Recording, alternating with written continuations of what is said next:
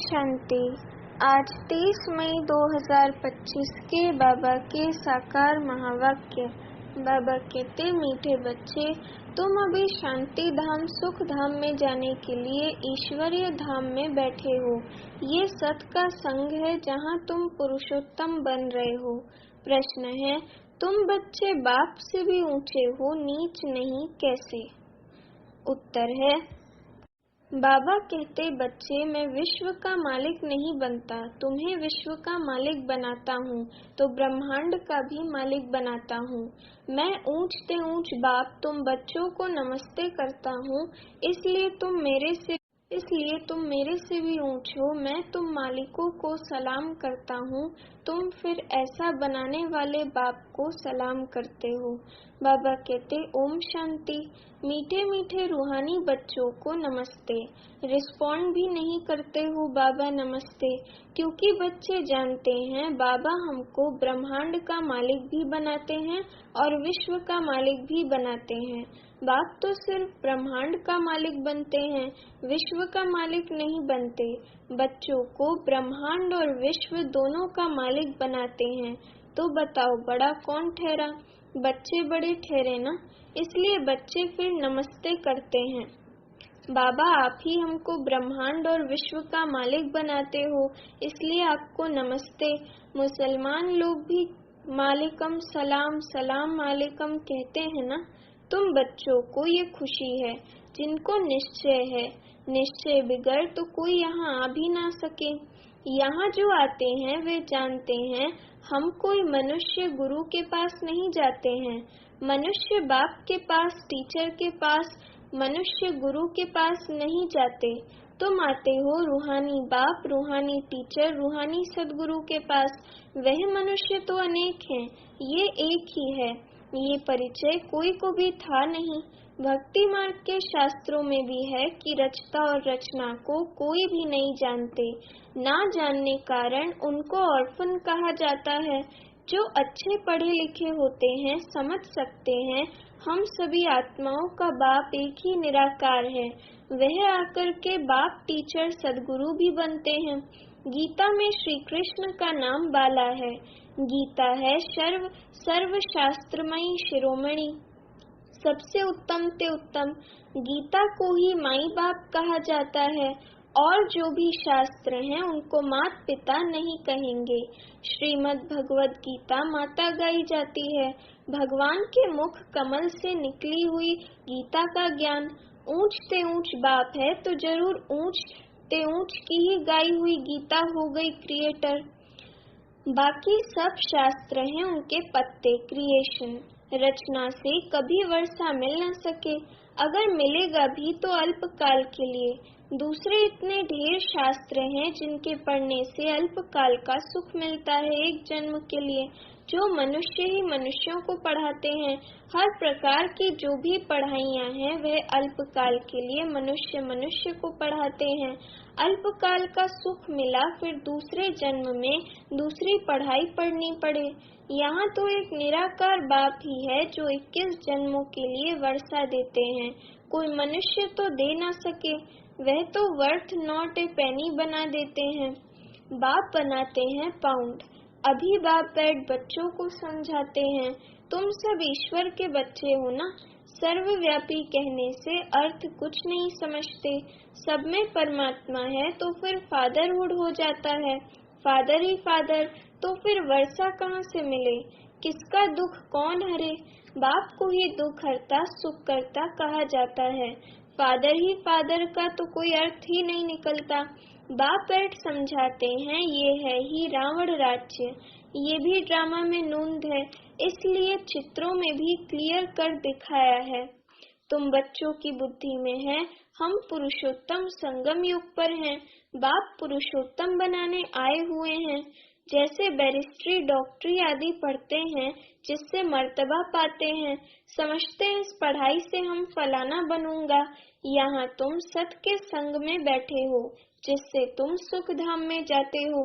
सत धाम भी दो हैं, एक सुख धाम, दूसरा है शांति धाम। ये है ईश्वर का धाम। बाप रचता है ना। जो बाप द्वारा समझकर होशियार होते जाते हैं उनका कर्तव्य है सर्विस करना। बाप कहेंगे तुम अभी समझकर होशियार हुए हो तो शिव के मंदिर में जाकर समझाओ।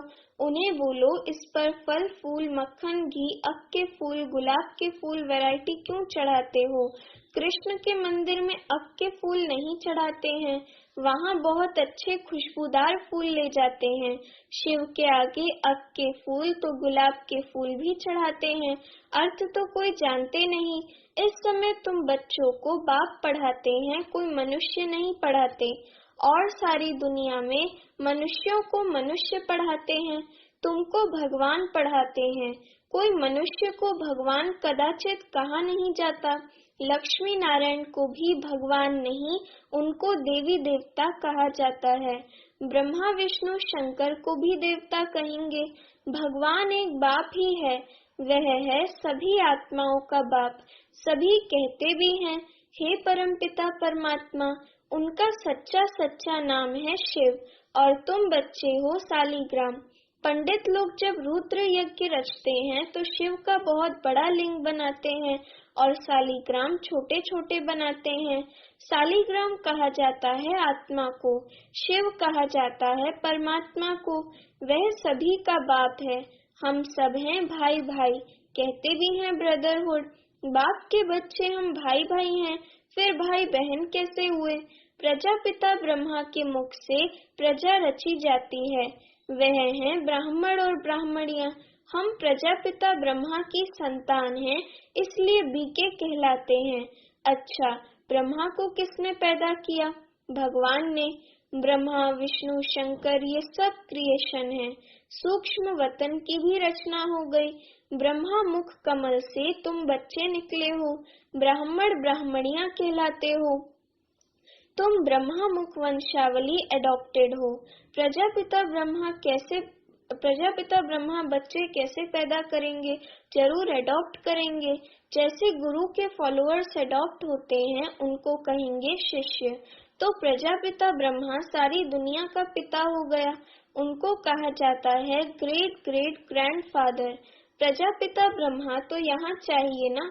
सूक्ष्म वतन में भी ब्रह्मा है, नाम गाया हुआ है ब्रह्मा विष्णु शंकर, परंतु सूक्ष्म वतन में प्रजा तो होती नहीं। प्रजापिता ब्रह्मा कौन है ये सब बाप बैठ समझाते हैं। वह ब्राह्मण लोग भी अपने को ब्रह्मा की औलाद कहते हैं। अब ब्रह्मा कहाँ है? तुम कहेंगे ये बैठे हैं, वह कहेंगे होकर गया है, वह फिर अपने को पुजारी ब्राह्मण कहलाते हैं। अभी तुम तो प्रैक्टिकल में हो। प्रजापिता ब्रह्मा के बच्चे आपस में भाई बहन हो गए। ब्रह्मा को अडॉप्ट किया है शिव बाबा ने। कहते हैं मैं इस बूढ़े तन में प्रवेश कर तुमको राजयोग सिखलाता हूँ। मनुष्य को देवता बनाना ये कोई मनुष्य का काम नहीं है, बाप को ही रचता कहा जाता है। भारतवासी जानते हैं शिव जयंती भी मनाई जाती है। शिव है बाप। मनुष्यों को ये भी पता नहीं है कि देवी देवताओं को ये राज्य किसने दिया। स्वर्ग का रचयिता है ही परमात्मा, जिसको पतित पावन कहा जाता है।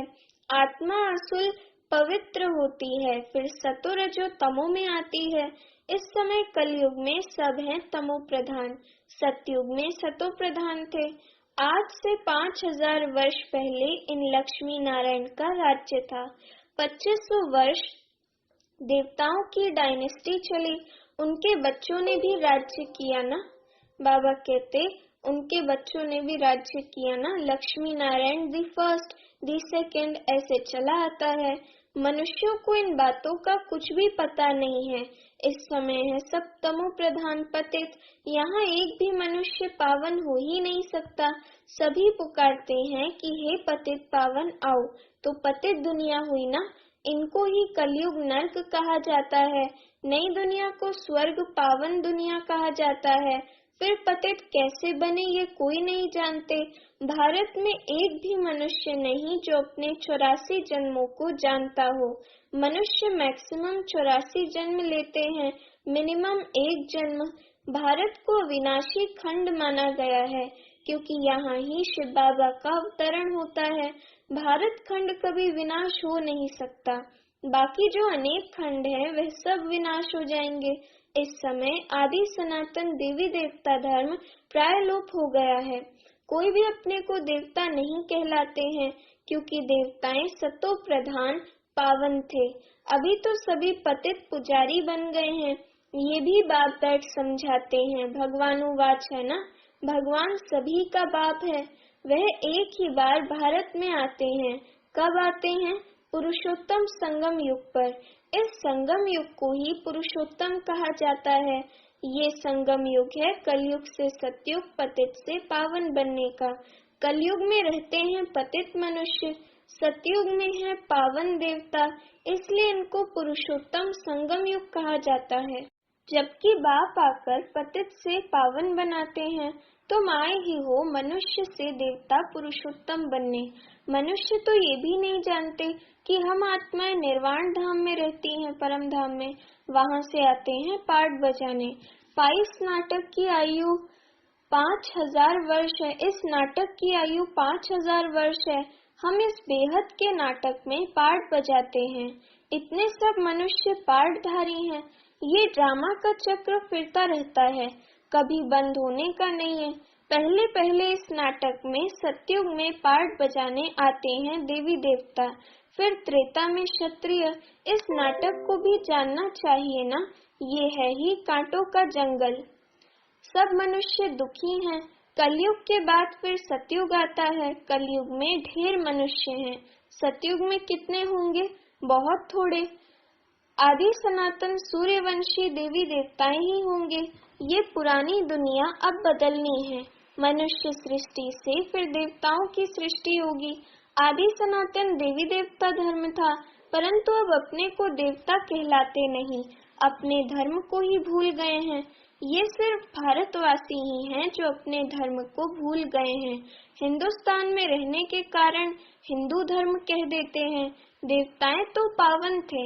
ये हैं पतित, इसलिए अपने को देवता कह नहीं सकते। देवताओं की पूजा करते रहते हैं, अपने को पापी नीच कहते हैं। अब आप समझाते हैं तुम ही पूज्य थे, फिर तुम ही पुजारी पतित बने हो। हम सो का अर्थ भी समझाया है। वह कह देते आत्मा सो परमात्मा। ये है झूठा अर्थ, झूठी काया, झूठी माया, झूठा सब संसार। सतयुग में ऐसे नहीं कहेंगे। सच खंड की स्थापना बाप करते हैं, झूठ खंड फिर रावण बनाते हैं। ये भी बाप आकर समझाते हैं आत्मा क्या है, परमात्मा क्या है, ये भी कोई नहीं जानते। बाप कहते हैं तुम आत्मा बिंदी हो, तुम्हारे में 84 जन्मों का पाठ नोंधा हुआ है। हम आत्मा कैसी हैं ये कोई नहीं जानते हैं। हम बैरिस्टर हैं, फलाना हैं, ये जानते हैं, बाकी आत्मा को एक भी नहीं जानते। बाप ही आकर पहचान देते हैं तुम्हारी आत्मा में 84 जन्मों का पाठ अविनाशी नोंधा हुआ है, जो कभी विनाश नहीं हो सकता। यही भारत गार्डन ऑफ फ्लावर था, सुख ही सुख था, अभी दुख ही दुख है। ये बाप नॉलेज देते हैं। तुम बच्चे बाप द्वारा अभी नई नई बातें सुनते हो। सबसे नई बात है तुम्हें मनुष्य से देवता बनना है। तुम जानते हो मनुष्य से देवता बनने की पढ़ाई कोई मनुष्य नहीं पढ़ाते हैं, भगवान पढ़ाते हैं। उस भगवान को सर्वव्यापी कहना ये तो गाली देना है। अब आप समझाते हैं मैं हर 5000 वर्ष बाद आकर भारत को स्वर्ग बनाता हूँ, रावण नर्क बनाते हैं। ये बातें दुनिया में और कोई नहीं जानते। बाप ही आकर तुमको मनुष्य से देवता बनाते हैं। गायन भी है, मूत पलिति कपड़ धोए, वहाँ विकार होता नहीं। वह है ही संपूर्ण निर्विकारी दुनिया। अभी है विशेष वर्ल्ड, बुलाते भी हैं पतित पावन आओ। हमको रावण ने पतित बनाया है, परंतु जानते नहीं कि रावण कब आया, क्या हुआ। रावण ने कितना कंगाल बना दिया है। भारत 5000 वर्ष पहले कितना साहूकार था। सोने हीरे जवाहरों के महल थे, कितना धन था। अभी क्या हालत है। सो सिवाय बाप के सिरताज कोई बना न सके। अभी तुम कहते हो शिव बाबा भारत को हेवन बनाते हैं। अब बाप कहते हैं मौत सामने खड़ा है, तुम वानप्रस्थी हो, अब जाना है वापस, इसलिए अपने को आत्मा समझो, मामेकम याद करो तो पाप भस्म हो जाएंगे। अच्छा मीठे मीठे सीखिलते बच्चों प्रति माता पिता बाप दादा का याद प्यार और गुड मॉर्निंग। रूहानी बाप की रूहानी बच्चों को नमस्ते। अभी हम रूहानी बच्चों की रूहानी माता पिता बाप दादा को याद प्यार गुड मॉर्निंग और नमस्ते। धारणा के लिए मुख्य सार। पहली पॉइंट, हम ब्रह्मा मुख वंशावली ब्राह्मण हैं। स्वयं भगवान हमें मनुष्य से देवता बनाने की पढ़ाई पढ़ा रहे हैं। इस नशे और खुशी में रहना है। पुरुषोत्तम संगम युग पर पुरुषोत्तम बनने का पुरुषार्थ करना है। दूसरी पॉइंट, अभी हम वानप्रस्थ अवस्था है, अभी हमारी वानप्रस्थ अवस्था है, मौत सामने खड़ा है, वापस घर जाना है, इसलिए बाप की याद से सब पापों को भस्म करना है। वरदान, नॉलेज रूपी चाबी द्वारा भाग्य का अखुट खजाना प्राप्त करने वाले माला माल भव। वरदान का स्पष्टीकरण, संगम युग पर सभी बच्चों को भाग्य बनाने के लिए नॉलेज रूपी चाबी मिलती है। ये चाबी लगाओ और जितना चाहे उतना भाग्य का खजाना लो। चाबी मिली और मालामाल बन गए। जो जितना मालामाल बनते हैं उतना खुशी स्वतः रहती है। ऐसे अनुभव होता है जैसे खुशी का झरना अखुट अविनाशी बहता ही रहता है। वे सर्व खजानों से भरपूर मालामाल दिखाई देते हैं। उनके पास किसी भी प्रकार की अप्राप्ति नहीं रहती। स्लोगन, बाप से कनेक्शन ठीक रखो तो सर्व शक्तियों की करंट आती रहेगी। अव्यक्त इशारे, रूहानी रॉयल्टी और प्योरिटी की पर्सनालिटी धारण करो। जितनी पवित्रता है उतनी ब्राह्मण जीवन की पर्सनालिटी है। अगर पवित्रता कम है तो पर्सनालिटी कम। ये प्योरिटी की पर्सनालिटी सेवा में भी सहज सफलता दिलाती है। लेकिन यदि एक विकार भी अंश मात्र है तो दूसरे साथी भी उसके साथ जरूर होंगे। जैसे पवित्रता का सुख शांति से गहरा संबंध है, ऐसे अपवित्रता का भी 5 विकारों से गहरा संबंध है। इसलिए कोई भी विकार का अंश मात्र ना रहे तब कहेंगे पवित्रता की पर्सनालिटी द्वारा सेवा करने वाले। अच्छा, ओम शांति।